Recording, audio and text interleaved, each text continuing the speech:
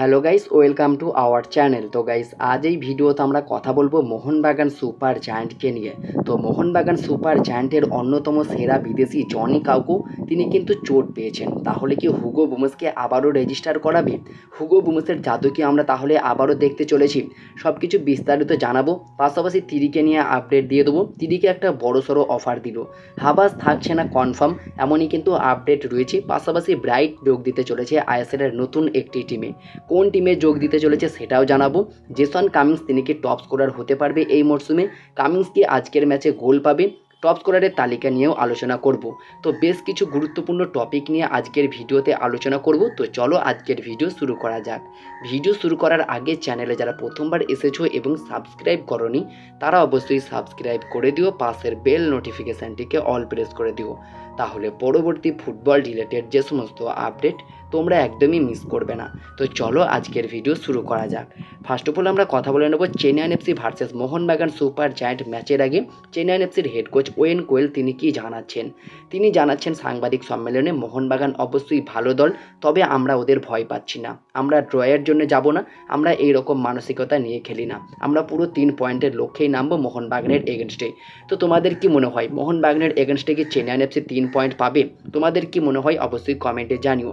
কোন দল এই ম্যাচে জিততে পারে সেটা অবশ্যই কমেন্টে জানিও। পাশাপাশি কথা বলবো জেসন কামিন্সকে নিয়ে। জেসন কামিন্স তিনি কি টপ স্কোরার হতে পারবে? জেসন কামিন্স কি এই ম্যাচে গোল পাবে? তো দেখো, জেসন কামিন্সের সবচেয়ে বড় প্লাস পয়েন্ট হচ্ছে লাস্ট কয়েকটা ম্যাচে জেসন কামিন্স কিন্তু টানা গোল পেয়েছে।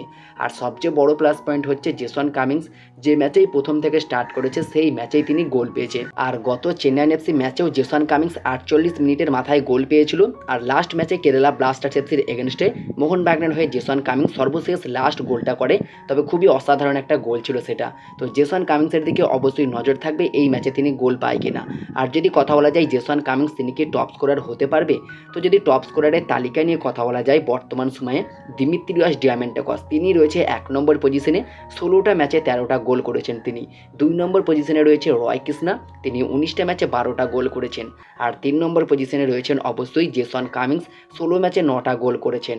আর 4 নম্বর পজিশনে রয়েছে দিমিত্রি পেত্রাতস, 16 ম্যাচে 8টা গোল করেছেন তিনি। আর 5 নম্বর পজিশনে রয়েছে আর্মান্দো সাদিকু, 17টা ম্যাচে 7টা গোল করেছে। তবে এখানে দেখে এটা ভালো লাগছে যে 1 থেকে 5 নম্বর পজিশনের মধ্যে টপ স্কোরারের তালিকায় মোহনবাগানের 3 জন স্ট্রাইকারেরই নাম রয়েছে।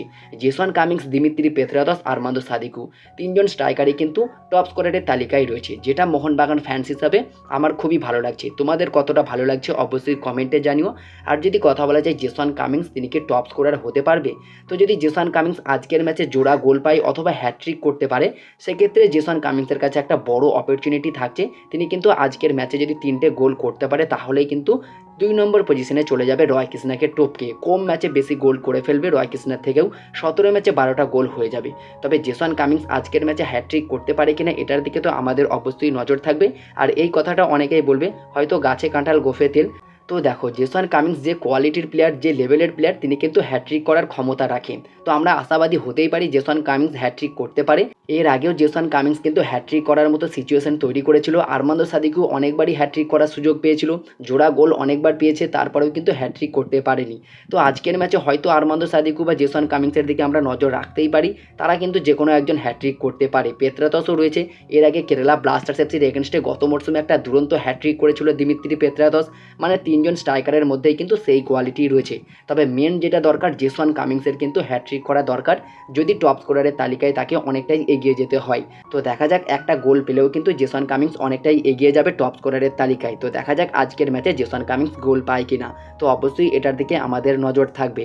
পাশাপাশি যদি কথা বলা যায় বর্তমান সময়ে লিগ টেবিল অবস্থান নিয়ে, তো মুম্বাই সিটি এফসি রয়েছে 1 নম্বর পজিশনে, 19 ম্যাচে 41 পয়েন্ট নিয়ে 1 নম্বর পজিশনে রয়েছে। আর মোহনবাগান তারা 18 ম্যাচে 39 পয়েন্ট নিয়ে 2 নম্বর পজিশনে রয়েছে। আর আজকের ম্যাচ যদি কোনো রকম জিতে যায় মোহনবাগান সুপার জায়ান্ট, তাহলে তারাও কিন্তু মুম্বাই সিটি এফসির সমান সমান ম্যাচ খেলে, মানে 19 ম্যাচে 42 পয়েন্ট নিয়ে 1 নম্বর পজিশনে চলে যাবে, মুম্বাইয়ের থেকে 1 পয়েন্ট বেশি পেয়ে। তো দেখা যাক আজকের ম্যাচে কী করে। মুম্বাই সিটি এফসি এবং মোহনবাগানের মধ্যে লিগ শিল্ডের লড়াইটা কিন্তু জমে উঠেছে। আর এদিকে ওড়িশা এফসি কালকের ম্যাচটা ড্র করার ফলে তারা কিন্তু একটু হলেও লিগ শিল্ডের দৌড় থেকে ছিটকে গিয়েছে। তারা বর্তমান সময়ে 19 ম্যাচে 36 পয়েন্ট নিয়ে 3 নম্বর পজিশনে রয়েছে। আর এফসি গোয়া তারাও কিন্তু 19 ম্যাচে 36 পয়েন্ট নিয়ে 4 নম্বর পজিশনে রয়েছেন। তো দেখা যাক এই দুটো দল আর লিগ শিল্ডের দৌড়ে এগিয়ে যেতে পারে কি। তবে বর্তমান সময়ে মোহনবাগান এবং মুম্বাই সিটি এফসির মধ্যে একটা বড় লড়াই কিন্তু হচ্ছে লিগ শিল্ডের জন্য। তো দেখা যাক শেষমেশ কোন দল লিগ শিল্ড জয়ী হয়। তোমাদের কি মনে হচ্ছে কোন দল জিততে পারে লিগ শিল্ড এবারে? অবশ্যই কমেন্টে জানিও। পাশাপাশি যদি কথা বলা যায় ব্রাইটকে নিয়ে, তো ব্রাইট কিন্তু আবারও আইএসএলে আসতে চলেছে আর যোগ দিতে চলেছে নতুন একটি ক্লাবে। তো ব্রাইটকে নিয়ে যদি কথা বলা যায়, তিনি একজন 26 বছর বয়সী নাইজেরিয়ান সেন্টার ফরওয়ার্ড। বর্তমানে তিনি আলবিদ্যা এসসি নামে একটি ক্লাবে খেলছে। এর আগে আইএসএলে ইস্ট বেঙ্গলে খেলে গেছে, দুরন্ত জাদু কিন্তু দেখিয়ে গেছে এই ব্রাইট এনোভোখারে। তো এই ব্রাইটকে আমরা আবারও আইএসএলে দেখতে চলেছি আইএসএল 2024-25 মানে পরের মরশুমেই। তো ব্রাইটকে নেওয়ার জন্য এই মুহূর্তে আইএসএলের নতুন club round glass Punjab FC এক প্রকার ইন্টারেস্ট শো করেছে। তাকে কিন্তু রাউন্ড গ্লাস পাঞ্জাব এফসি সই করাতে পারে, এমনই কিন্তু বর্তমান সময়ে আপডেট বেরিয়ে আসছে। তো এই ব্রাইট এনোভোখারেকে কিন্তু আমরা পরের মরশুমে রাউন্ড গ্লাস পাঞ্জাব এফসির জার্সিতে আবারও আইএসএলে খেলতে দেখতে পারি। বর্তমান সময়ে এমনটাই কিন্তু আপডেট বেরিয়ে আসছে। পাশাপাশি মোহনবাগানের প্রাক্তন স্প্যানিশ তারকা ডিফেন্ডার তিরি, যিনি বর্তমান সময়ে মুম্বাই সিটি এফসিতে খেলছেন। আর এই তিরি, যিনি একজন স্প্যানিশ ডিফেন্ডার, বর্তমান মার্কেট ভ্যালু 2.2 কোটি টাকা। মুম্বাই সিটি এফসির সঙ্গে মে 31, 2024 তার চুক্তি শেষ হয়ে যাচ্ছে। সামার ট্রান্সফার উইন্ডোতে তিনি পুরোপুরি ফ্রি এজেন্ট থাকবে।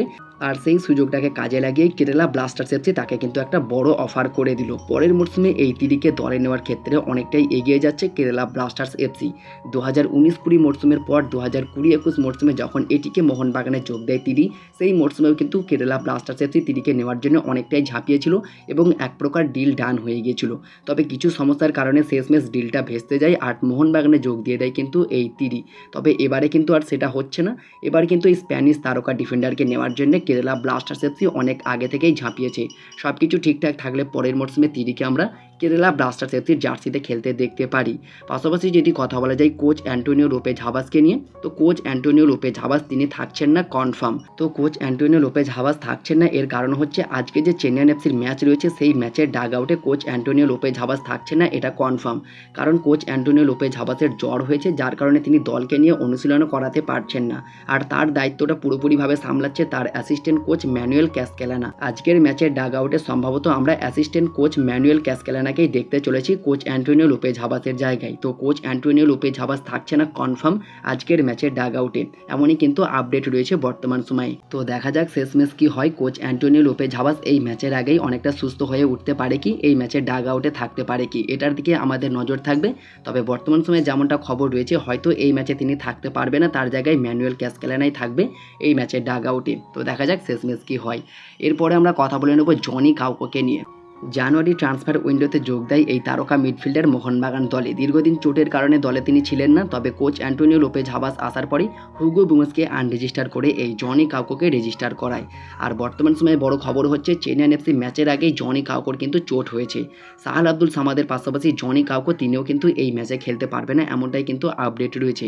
তবে কি জনি কাউকো ছিটকে যাচ্ছে? তো যদি জনি কাউকো ছিটকে যায় তার পরিবর্তে কিন্তু সবচেয়ে বড় একটা অ্যাচিভমেন্ট পাবে হুগো বুমস।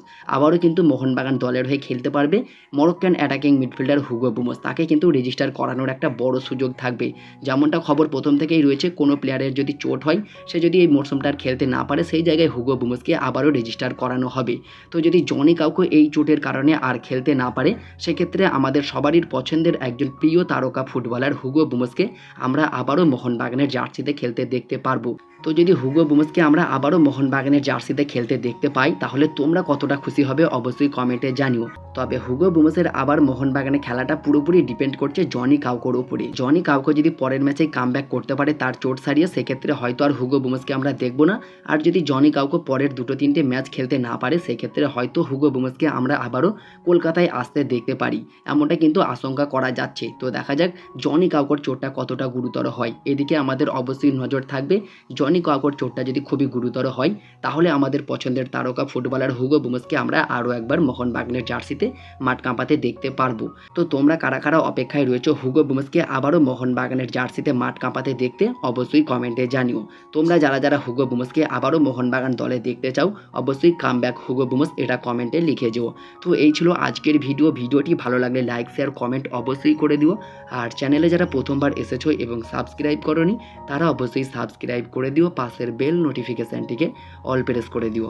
তাহলে পরবর্তী ফুটবল রিলেটেড যে সমস্ত আপডেট তোমরা একদমই মিস করবে না। তো দেখা হচ্ছে পরবর্তী কোনো ভিডিওতে। Bye bye, have a good day.